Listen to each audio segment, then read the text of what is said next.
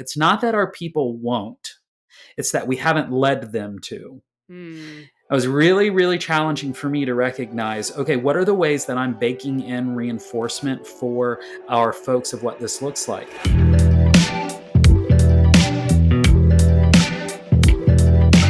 Well, hey everyone, and welcome to the Intentional Churches podcast. My name is Erin, and I'm here with my good friend Doug from IC. Hello, Doug. Hey, Erin. We've also got our friend Matthew Robinson joining us as a guest today. Matthew's from First Orlando, an executive pastor out there. But Matthew, why don't you go ahead and just tell our listeners who you are? Tell us a little bit about yourself. We're really glad to have you with us today. Thanks, Erin and Doug. Yep, I'm here in Orlando, where we've served for the last 9 years at a legacy mega church that's a little over 150 years old. Prior to this, I was a church planner, helped plant a church and served as executive pastor there in Tallahassee, Florida's Panhandle, for about 10 years. And prior to that, I was a college math professor. So yes. Think wow. Goodwill Hunting and all of that stuff. Yes. College math. Oh my goodness. What a journey. Well, Matthew, so glad you're here. We've been kind of on a journey in this podcast, the last couple episodes, around the issue of alignment. How do we find alignment in our churches? Kind of having this discussion that kind of misalignment in our church leadership teams down to our volunteers and even our congregations.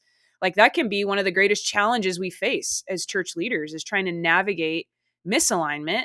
But a great gift when we're able to help our teams align. And this is just some of the great work that Intentional Churches does, is just helping people align, churches align together.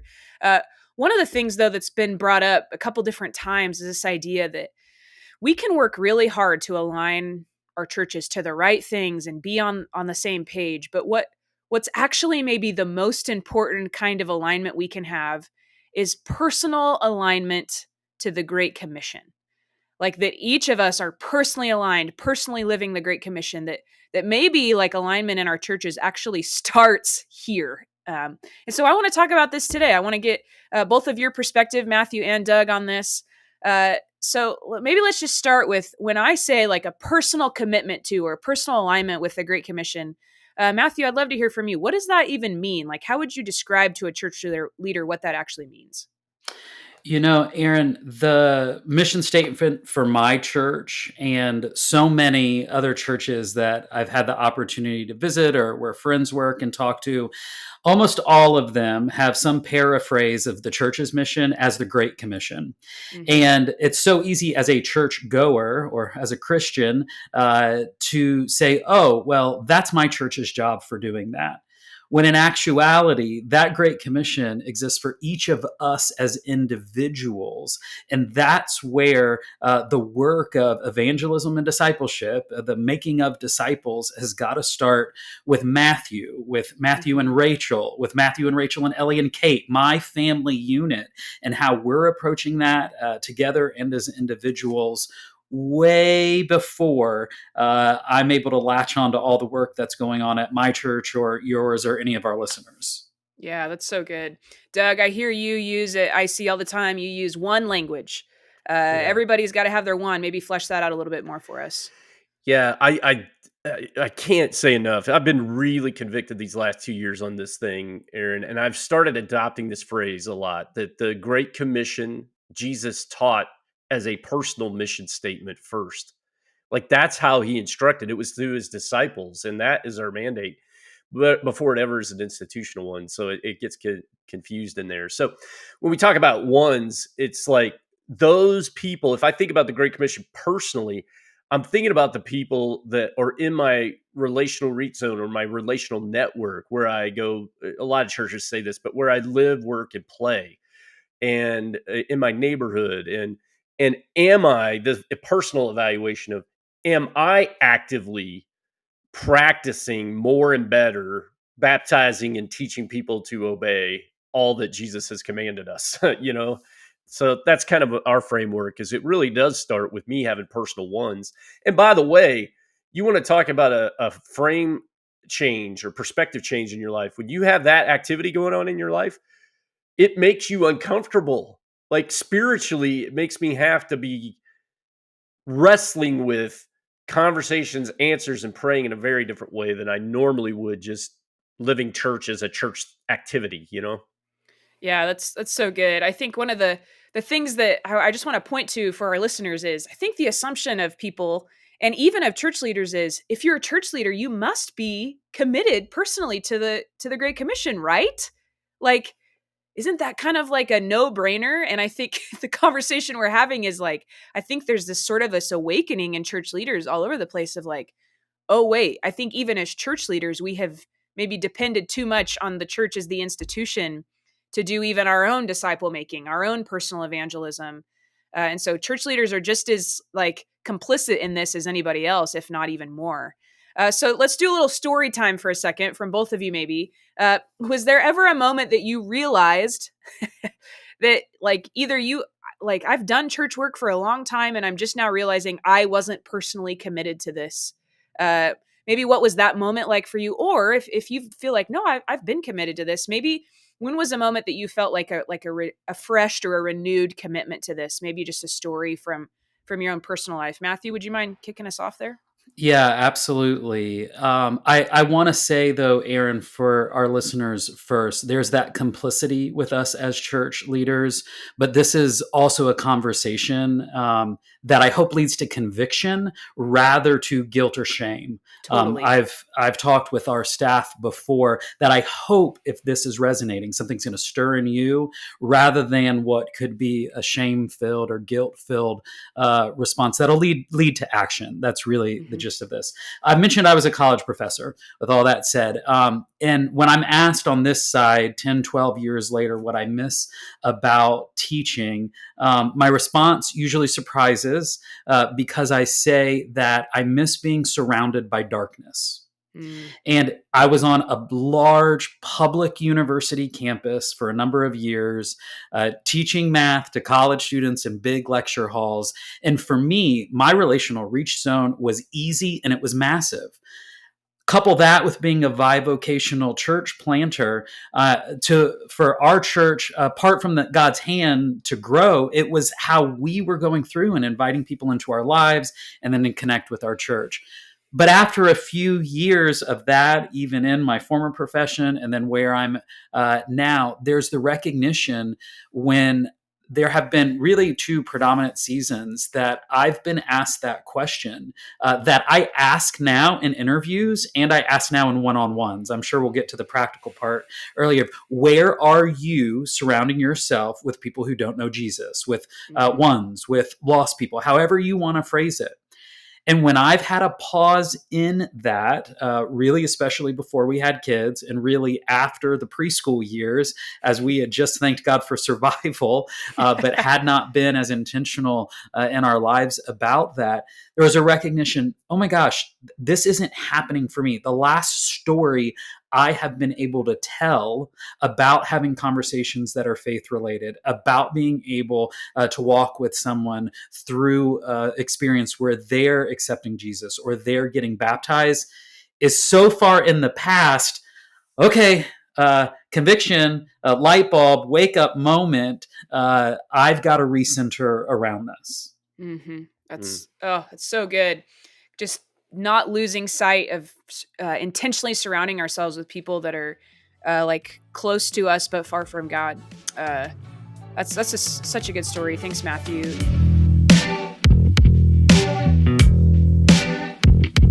Doug, for you, you've been in church leadership a long time. I don't think you used to be a math professor, so a little No. bit of a different journey for you. Yeah.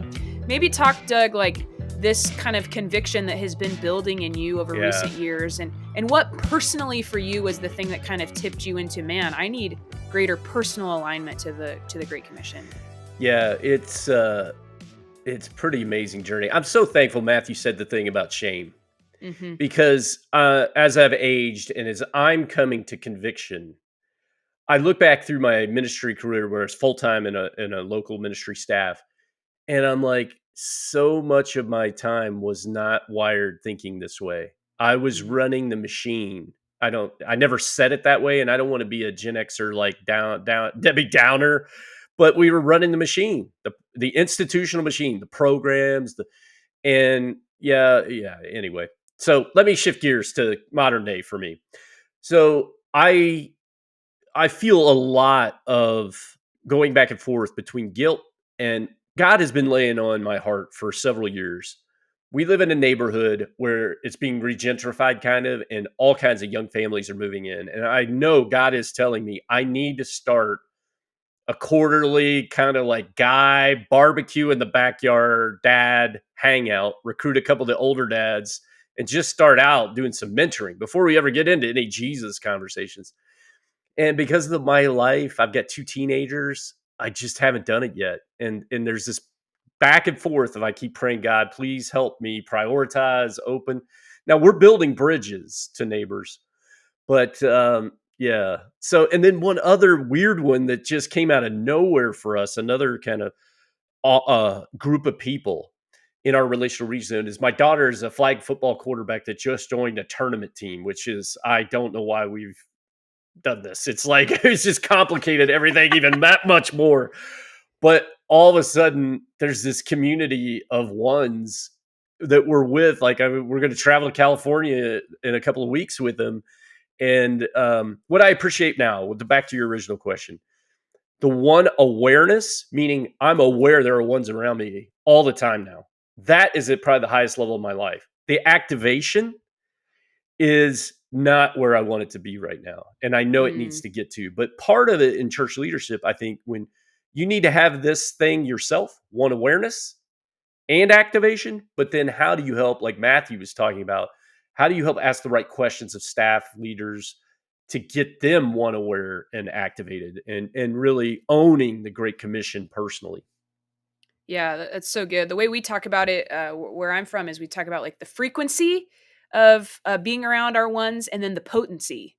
And sometimes frequency can be really high, but potency is really low. Like we talk about the same thing every time. I went through a season where I saw my neighbor and we had pretty much the same conversation every time. Frequency was really high, but potency, like we weren't getting anywhere. Or like potency can be really high and you have great conversations, but you only see them twice a year. And so that's some great, like a framework I've used to think about just my intentionality with my ones. I want to kind of shift into thinking about like our own personal alignment to the Great Commission and how this starts to, spread across our leadership teams, our staffs, even our volunteers in our churches. Matthew, I know that you're at a big church in Orlando there, and I know that this is something that you guys have been committed to. And so let's kind of start down this road a little bit of this conversation. Like, what have you guys done to actually like raise conviction? Not just compliance, not guilt and shame, like, oh, I have to do this, but like conviction around the people in your church staff and volunteers around their own personal alignment to the Great Commission.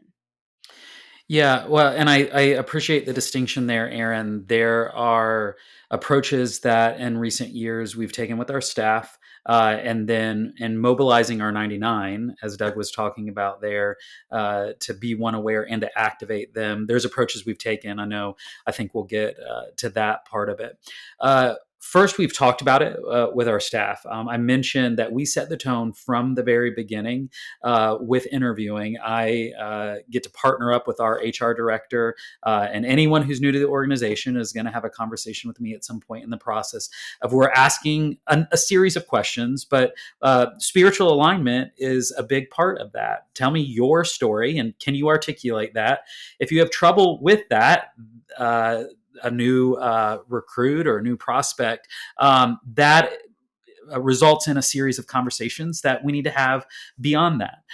And then also, we've really gotten into a habit and we've approached this different way with programs, with standard forms, with using online platforms. But at the essence of all of our one-on-ones that we're committed to with our staff, either weekly or bi-weekly, having that with a supervisor, you're talking about that question. Mm. So that's at the closest connection.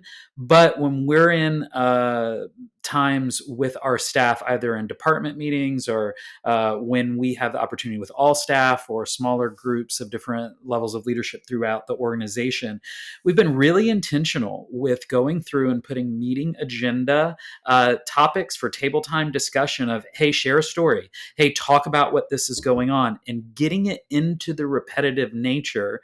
If we know that it's going to be talked about, which is going to help relay our expectation and serve as some layer of accountability that's really rooted truly just in celebration, there's all these layers of reinforcement that are going on that help us be able to influence what we're communicating about, but also what we are going through and expecting to really change a framework. Doug mentioned this earlier. There is so much of the work of the church, even the equipping of the saints, Mhm. which we're making shifts and doing, that's got to be done, that we all have to have time, have to make the margin, have to realize the personal daily call to go through and have conversations and develop relationships really with everybody that doesn't yet know or follow him. Yeah. Man, that's so good. I hear you saying, like, pretty much in every space that you create, this has to be like just a drum that you are banging over and over again. I think a real important thing about what you said is like repetition. Yeah. This is never going away. This isn't just like the fad that we're trying right now is like aligning to the Great Commission, but this is just who we are. This is who we're becoming. We talk about this over and over and just creating space for that. I think that's really good. Yeah, I have a church leader friend on that, just even intentionally with their schedule. Again, every Tuesday, there's an all staff. They've got 30 or 40 members of their team who Hmm. they have a stand up 15-minute meeting, and they have note cards and post it notes of how they're praying for the ones in people's life that they're going through and putting on a wall that's not in public view, but the staff's huddling and gathering. They're Mm, celebrating it, they're committing it to God through prayer. And yes, they're going on for the rest of the week, but they know there's going to be that touch point. yeah, that's so good. Yeah, I think, Aaron, I want to say this. Like in my personal journey, what I'm hearing Matthew say, my personal journey, part of what had to happen was somewhere in Christendom over the last run, we've made relational evangelism and engaging with those around us that are maybe not following Jesus just such a high bar. You know, we quote the scripture of like everyone has to be prepared to give a reason for the hope that they have. And we put an inordinate amount of pressure on the individual, me or my church members, to really feel like we have to close we have to be able to close the deal, that it's our transaction. And what's been really helpful for me personally, and I hope for other church leaders I've tried to get here, is leaning into 1 Corinthians 3:6 and talking about, no, if we could just get people like Matthew's talking about, planting and watering, just talking about, praying for, being cognizant of, and reminding ourselves we're not in control. God is who gives the increase. And who knows how many, if all were doing this, how many of us would be planting and watering in people's lives, because it really is dynamic. So I just wanted to throw that piece in that, like, I think you got to lower the bar of pressure for yourself, then your staff, then your entire congregation. Like, no, just plant and water. Don't be the deal closer, because that's not the right way to look at it spiritually. Totally. I love that. I think that is so important. I don't know that we can even equip the people of God if we don't say that, because I think that's such a hindrance for people is like, I can't do it all. It's, you don't have to do it all. I think that's such a good reminder. Doug, you are kind of all over the country. You're working with churches of all shapes and sizes. And I know that this is kind of a growing maybe realization or even conviction is the word I would use among church leaders and churches. Like, man, we got to get back to personal commitment to the Great Commission. What are you seeing as churches, especially in churches that are really committing themselves to like personal alignment to this first in their leadership teams? What kind of things are you seeing happen in churches that are getting aligned to this personally? Massive, massive momentum. You know, individually as much as organizationally. And it's weird when, as we've been doing this, you think it wouldn't be this odd that, hey, when you call people back to the basic blocking and tackling of Scripture, things move in their lives and in the people's lives around them.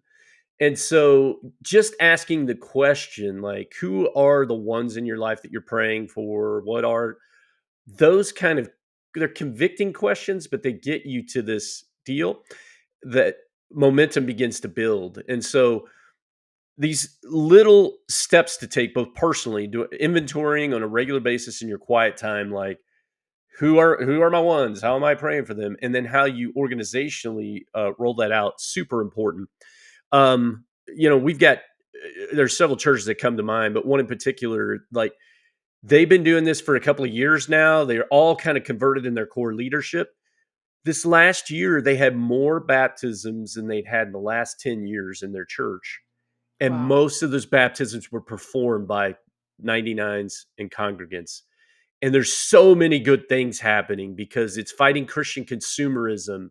It's challenging those believers, some who've been believers for a very long time, to be uncomfortable, to get out of their comfort zone and really uh, own that their part is to plant water in their relational networks. And we have stories of that again and again, but those are just some of the ways.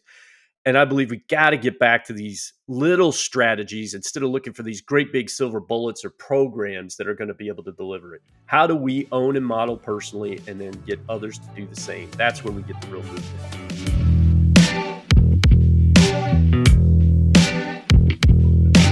Yeah, that's so good. Matthew, I heard you say earlier, like, we have to make space for this. That might require like some institutional shifts of the way that we spend our time, the way that we think about meetings, how much we like expect of our staff in order to make time and space for everyone to be engaged in their own, like with their ones, with the people that are close to them but far from God. I want to And kind in of some ways, yeah, Matthew, Erin, go I ahead. agree with you. But some ways I struggle with that, even with the team that I'm helping lead, because the individuals in our church who we have, granted, they're in corporate America, or they're at a theme park operating, or they're families on the playground. They're doing this as a part of their on top Yes. of work week.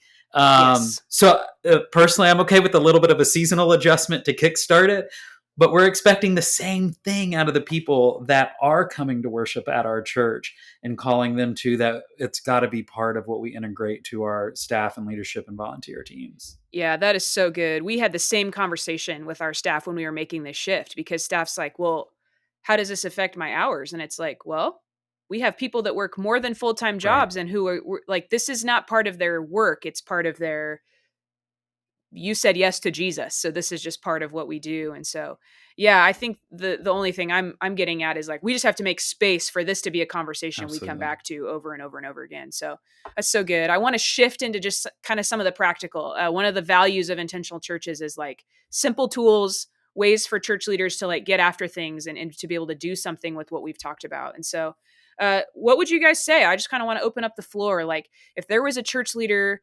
listening right now who's like, man, I want to get back to myself, a personal alignment to and connection to the Great Commission, what would you tell that leader to do? The first couple steps to do that. And then maybe they're like, I'm aligned, but the people on my staff or leadership teams are not aligned. What are the first couple steps you would tell a listener like that to kind of start heading in the direction of personal alignment to the Great Commission? Yep, Matthew, you just shared this thing you did with your staff. Can you talk about this little tool you did? Some? Yeah, a year and a half ago or so, we one of the tools in intentional churches uses is the framework or construct of the Great Commission engine. It's just illustrative tool that demonstrates all of the function of what's going on institutional wise. But we put it in front of everyone. It's got kind of categories that you'd think. We've got our worship experience and life changing relationships and how we promote surrendered living, and our staff going through the process is familiar with it. But we put this diagram up and we said, okay, what is your personal engagement with each of these areas? So that's helped us kickstart stuff. If I was thinking in terms of just trying initially, I would encourage someone to think through or to challenge those that are in their church. Number one, can you identify places where you are around others who are not following Jesus? For the season of life that I'm in, that's my neighborhood and that's in the school that my girls go to. And then a next step from there, okay, can you, do you know personally the names of the people that you encounter? Like the cashier at the grocery store is one thing, the person on the treadmill next to the gym, but can you give them a name? So for my wife and I, we were challenged in this of we live on a 10 house cul-de-sac street. And from Google Maps, we printed it out and we made it our mission to go through. We looked on the property appraiser if we didn't know their names, of memorizing the names of all of them. And for me, it's been people and pets. Do I know their dogs' names as Yes. well? Because we're going to interact. Every year at the beginning of school, a class list is sent out of all of the other 18, 20 kids that are in each of my girls' class. We've made it a mission to go through and be able to know that we can write the name of the parents of each of those kids. Because when we're in the classroom, when we're picking up, when there's the other activities, if I'm able to make that relational connection first with these individuals, and there's nothing more relational at first than just knowing someone's name. And people think, oh, you remember that? Oh, you're addressing me by my first name. I'm able to then start building blocks in conversation that are not, if you died tonight, do you know if you're going to heaven or hell? But just, hey, if your daughter needs help with her homework too, give us a call because we're probably struggling with the same kind of thing. So, Oh, so good.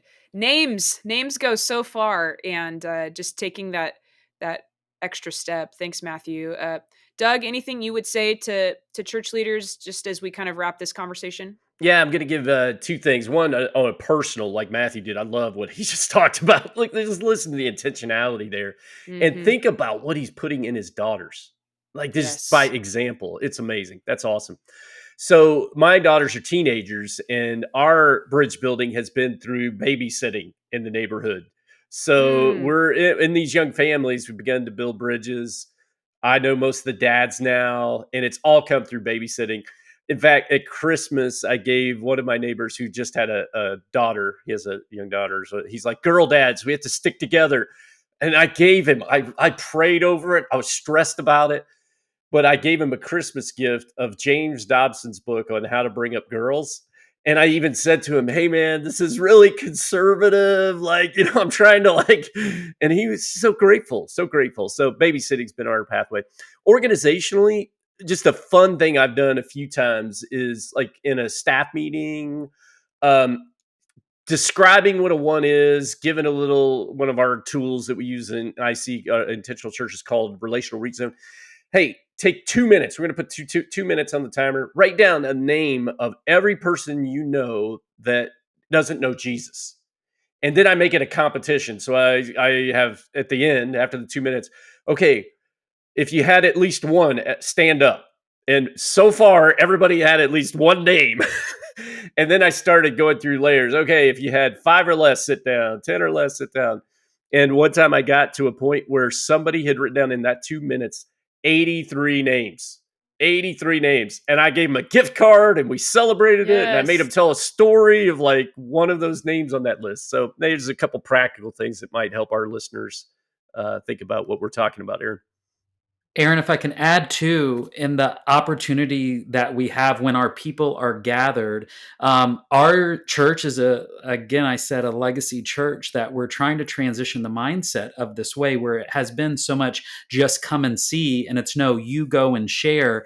But when that happens, I heard 15, 16, 17 years ago, a church leader say, it's not that our people won't, it's that we haven't led them to. Mm. It was really, really challenging for me to recognize, okay, what are the ways that I'm baking in reinforcement for our folks of what this looks like? And every church leader, you may not be the Sunday morning preacher, you communicate in some way that you are trying to inspire or to lead people at any level of the organization. And to go through and to bake in the reinforcements of saying, My friends Thomas and Chloe, who I've invited. Will you join me in praying for Steve? And those personal touches when I'm making an announcement or casting vision or using an illustration in a message are all helping to bake into a culture we're trying to change because it has been so transactional, of reminding our folks, hey, this is a part of living every day, a missional oriented life where you're recognizing that God has, for this season and this time, intersected your life with these other individuals. And how are you going through? I may not cash it in, but just to till the soil or to water it with the interactions that He's allowed us to have. Mm. So much good stuff. We could probably talk about this for a lot longer, but our time is coming to an end. Today, we've just been kind of trying to get around this issue of like personal alignment to the Great Commission, and we're realizing it starts with us. To all of our listeners, it starts with us, and that doesn't need to come from a place of guilt or shame, but just like a growing conviction that God's invited us into participating with Him in the Great Commission, and then that starts to flow a layer deeper into the teams that we lead, our staff, our volunteers, and into our congregations, so that everyone around us is like growing in their own personal alignment and commitment to the Great Commission. We've got some great helpful next steps to just be thinking about who is close to us but far from God, writing people's names down, just getting like hyper intentional. And so I've been so encouraged today. Doug and Matthew, thanks for being here. Thanks for this conversation. It's been awesome. And yeah, thanks for joining us for the Intentional Churches podcast.